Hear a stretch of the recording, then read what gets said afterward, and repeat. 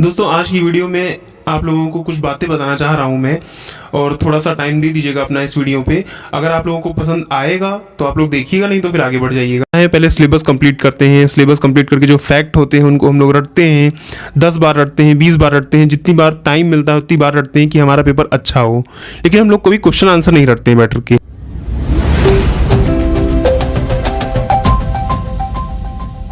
दोस्तों आज की वीडियो में आप लोगों को कुछ बातें बताना चाह रहा हूं मैं, और थोड़ा सा टाइम दे दीजिएगा अपना इस वीडियो पे। अगर आप लोगों को पसंद आएगा तो आप लोग देखिएगा, नहीं तो फिर आगे बढ़ जाइएगा। 2-3 बातें हमारी सुन लीजिएगा।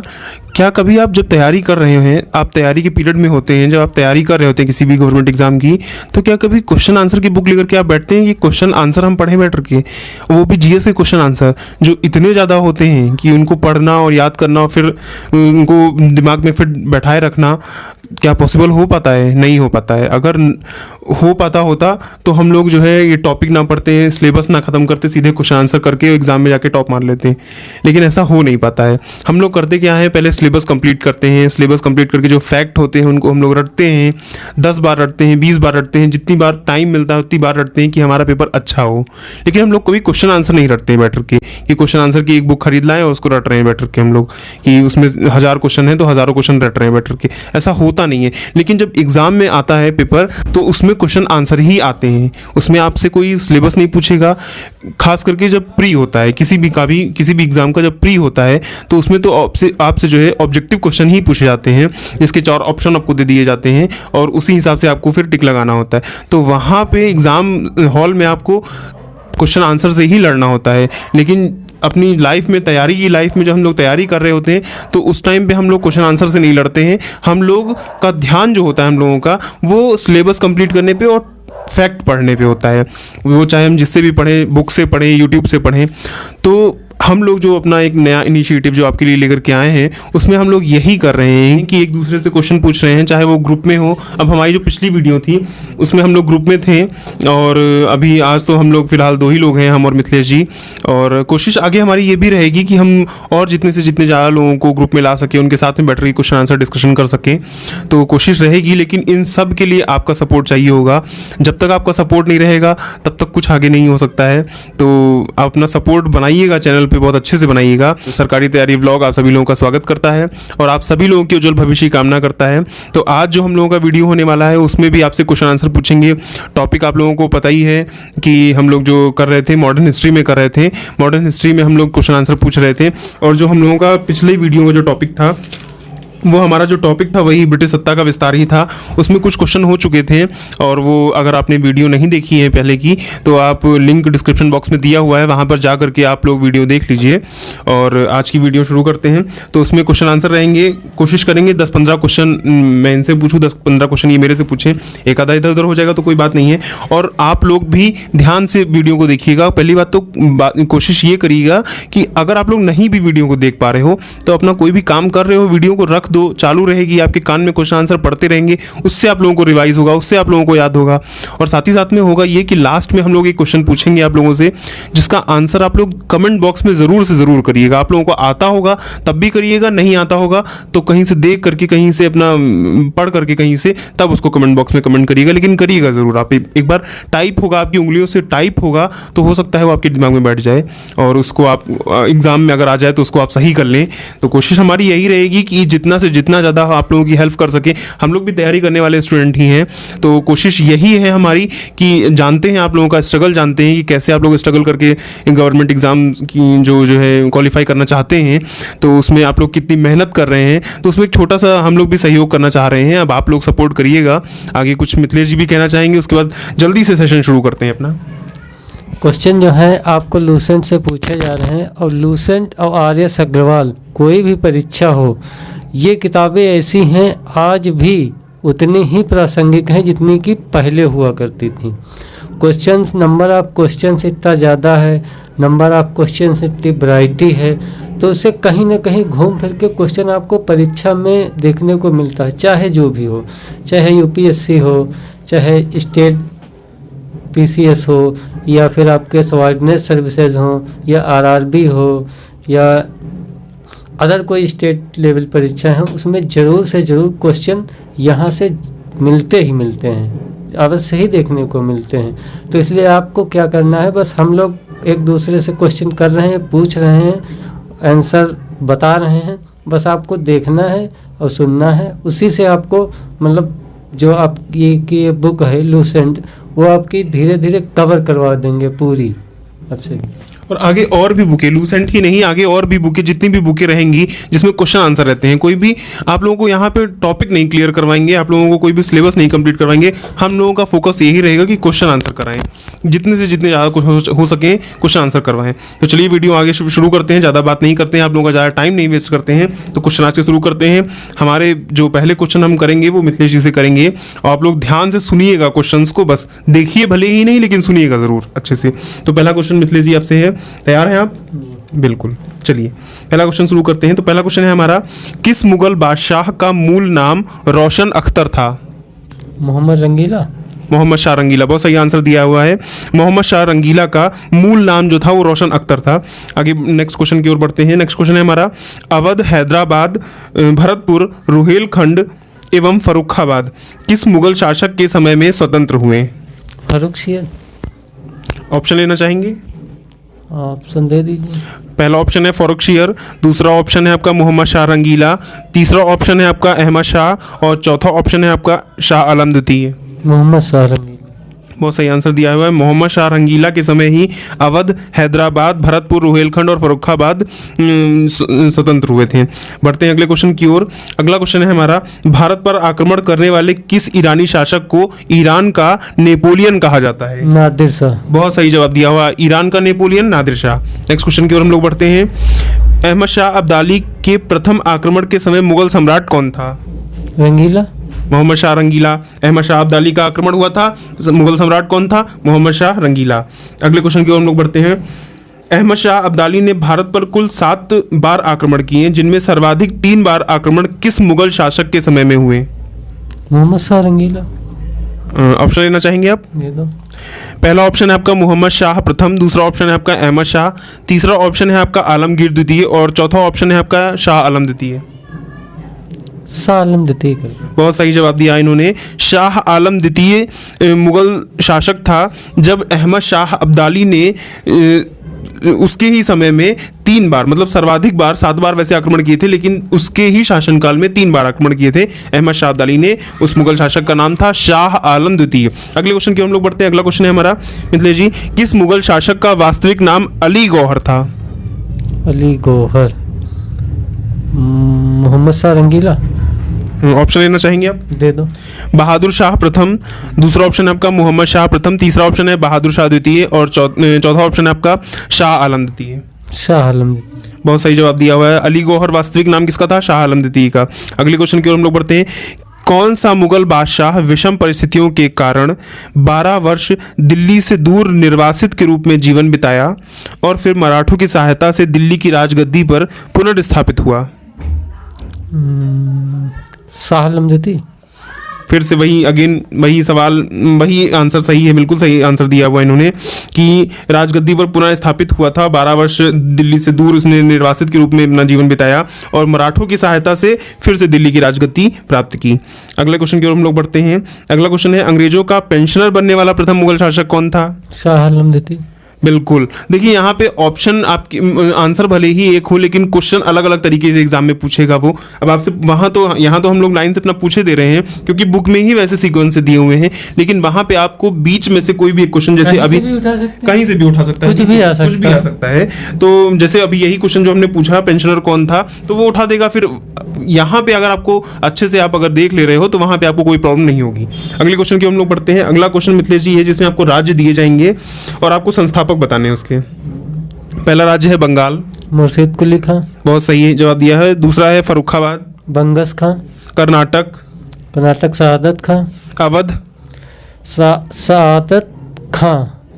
कर्नाटक सादत उल्ला खां, अवध सादत खां, और जिसकी उपाधि थी बुरहानुल मुल्क। चलिए अगले क्वेश्चन की हम लोग बढ़ते हैं। अगला क्वेश्चन है मिथिलेश जी हमारा, किस राज्य के शासक नवाब वजीर कहलाते थे? अवध। बहुत सही जवाब दिया है। अवध के शासक जो थे वो नवाब वजीर कहलाते थे। अगला क्वेश्चन है हमारा, किसने ग्रामीण जाटों को एक सैनिक शक्ति के रूप में संगठित किया? चूड़ामन। बिल्कुल सही जवाब है, हाँ चूड़ामन। और अगले क्वेश्चन की हम लोग बढ़ते हैं। अगला क्वेश्चन है हमारा, निम्नलिखित में से किसे जाटों का अफलातून व जाटों का आदरणीय एवं विद्वान व्यक्ति कहा जाता है? सूरज भगतमल। सूरजमल, हाँ सूरजमल, बिल्कुल सही जवाब दिया इन्होंने, सूरजमल को कहा जाता है। अगले क्वेश्चन की हम लोग बढ़ते हैं। अगला क्वेश्चन है हमारा, मुर्शीद कुली जफर खां को बंगाल तथा उड़ीसा की सूबेदारी किस मुगल बादशाह से मिली थी? फर्रुखसियर। बहुत सही जवाब दिया है, फारुखशियर से इनको मिली थी। अगला क्वेश्चन है हमारा, किसने मुर्शिदाबाद की स्थापना की तथा उसे ढाका के स्थान पर बंगाल राजधानी बनाया? मुर्शीद कुली खां। बहुत सही जवाब दिया है, मुर्शीद कुली खां इसका सही आंसर होगा। मुर्शिदाबाद की स्थापना की और ढाका के स्थान पर बंगाल की राजधानी मुर्शिदाबाद बनाई। अगला क्वेश्चन है हमारा मिथिलेश जी आपसे, और ये लास्ट क्वेश्चन है इनसे, किस मुगल बादशाह ने 1733 ईस्वी में बिहार की सूबेदारी बंगाल के नवाब शुजाउद्दीन को प्रदान की? मुर्शीद कुली खां। मोहम्मद शाह रंगीला इसका सही आंसर होगा, मोहम्मद शाह रंगीला।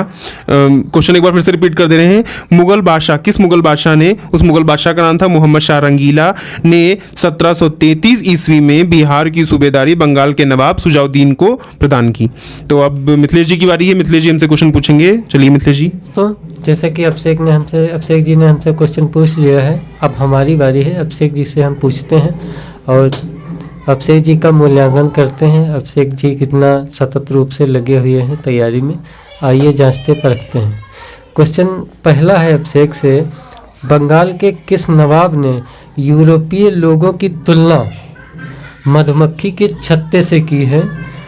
और कहा है यह छत्ते को छेड़छाड़ की गई तो वे मधुमक्खियां काट काट कर प्राण ले सकती थीं। किस यूरोपीय लोगों की तुलना मधुमक्खी के छत्ते से की है और कहा है जिसे यदि छेड़ा जाए तो वे काट काट के प्राण ले सकती हैं? ये किसने कहा है?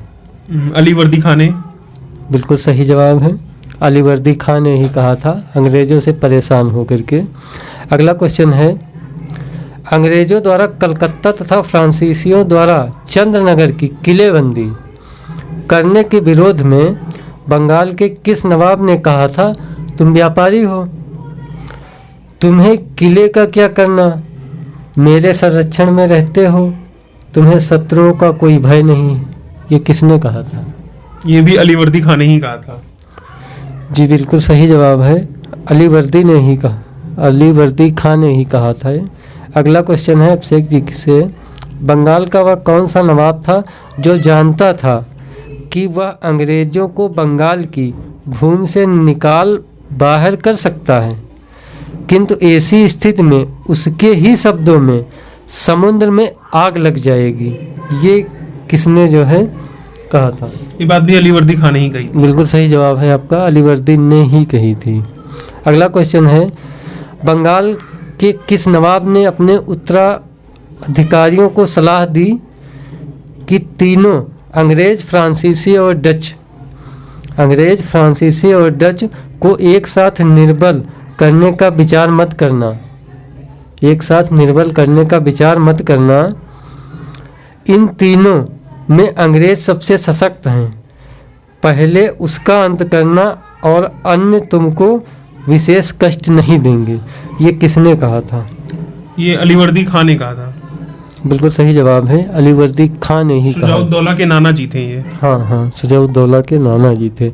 अगला क्वेश्चन है, बंगाल के नवाब अलीवर्दी खां का उत्तराधिकारी कौन था? वही शुजाउद्दौला। बिल्कुल सही है, शुजाउद्दौला। अगला क्वेश्चन है, बंगाल के किस नवाब ने 2 वर्षों के लिए सभी व्यापारियों के लिए समस्त व्यापारिक करों एवं चुंगियों को खत्म कर एक बड़ा असाधारण कदम उठाया था? कौन सा था वो नवाब? मीर जाफर। बिल्कुल सही के करीब में पहुंच करके गड़बड़ा गए। ऑप्शन दीजिए, मैं बता दूंगा। ऑप्शन है मीर जाफर, सिराजुद्दौला, मीर कासिम, अलीवर्दी खां। मीर कासिम ही इसका सही मीर है, जाफर और मीर कासिम में कंफ्यूजन, क्योंकि इसमें कंफ्यूजन होता है मीर कासिम और मीर जाफर में, क्योंकि नाम स्टार्टिंग मीर से है इसलिए हो जाता है। अगला क्वेश्चन है, इलाहाबाद की द्वितीय संधि 16 अगस्त 1765 को किन किन के बीच हुई? ये हुई थी शुजाउद्दौला और रॉबर्ट क्लाइव के बीच में। बिल्कुल सही जवाब है आपका। इलाहाबाद की संधि 16 अगस्त 1765 को शुजाउद्दौला एवं रॉबर्ट क्लाइव के मध्य हुई थी। अगला क्वेश्चन है, किसने फ्रांसीसी विशेषज्ञों की मदद से डिंडीगुल में एक आधुनिक शस्त्रागार स्थापित किया? किसने फ्रांसीसी विशेषज्ञों की मदद से डिंडीगुल में एक आधुनिक शस्त्रागार स्थापित किया? ये हैं हैदर अली। हैदर अली, बिल्कुल सही जवाब है आपका। हैदर अली ने ही डिंडीगुल में शस्त्रागार स्थापित किया था फ्रांसीसियों के सहयोग से। अगला क्वेश्चन है, किसने घोषणा की थी कि वह अंग्रेजों को पहले तो अकाल्ट से निकाल कर बाहर और अंततः भारत से, ये किसने कहा था? ये भी कथन शायद उनका है, ये अरे हैदर अली का। हैदर अली का ही है। हैदर अली ने कहा था वह अंग्रेजों को पहले तो अकाल से बाहर निकाल करेंगे, अंततः भारत से निकाल देंगे। अगला क्वेश्चन है अभिषेक जी से, प्रथम आंग्ल मैसूर युद्ध के परिणाम स्वरूप कौन सी संधि हुई थी? प्रथम आंग्ल मैसूर युद्ध के परिणाम स्वरूप मद्रास की संधि हुई थी। सही है बिल्कुल आपका। अगला क्वेश्चन है, द्वितीय आंग्ल मैसूर युद्ध के उपरांत कौन सी संधि हुई थी? मंगलौर की संधि हुई थी। बिल्कुल सही जवाब है आपका, मंगलौर की संधि हुई थी। अगला क्वेश्चन है, तृतीय आंग्ल मैसूर युद्ध के उपरांत कौन सी संधि हुई थी? श्रीरंगपट्टनम की संधि। बिल्कुल सही जवाब, क्या बात है। अगला क्वेश्चन है, हैदर अली की मृत्यु 1782 ईस्वी में किस युद्ध के दौरान हुई थी? हैदर अली की मृत्यु द्वितीय आंग्ल मैसूर युद्ध के समय। बिल्कुल सही जवाब है आपका। द्वितीय आंग्ल मैसूर युद्ध के दौरान हैदर अली की मृत्यु हुई थी।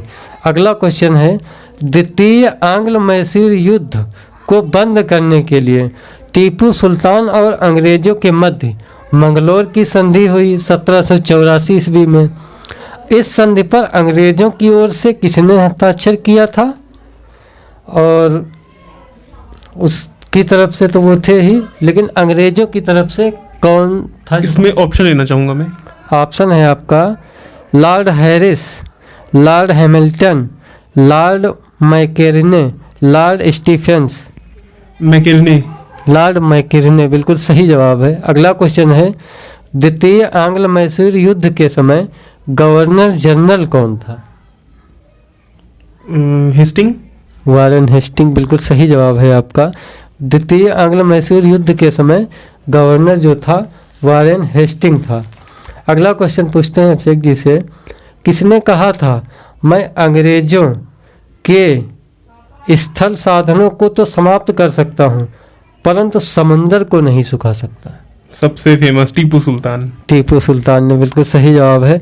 तो दोस्तों, एक क्वेश्चन हम आपके लिए बोल रहे हैं जो कि कमेंट बॉक्स में आपको उत्तर देना है। हम आशा करते हैं कि आपकी तैयारी बहुत जोर शोर से हो रही होगी, तो आप इस प्रश्न का उत्तर कमेंट बॉक्स में ज़रूर से ज़रूर देंगे। क्वेश्चन है आपका, भारत के किस गवर्नर जनरल के समय में सिंध का विजय या सिंध की विजय 1843 अंग्रेजी राज्य में किया गया था?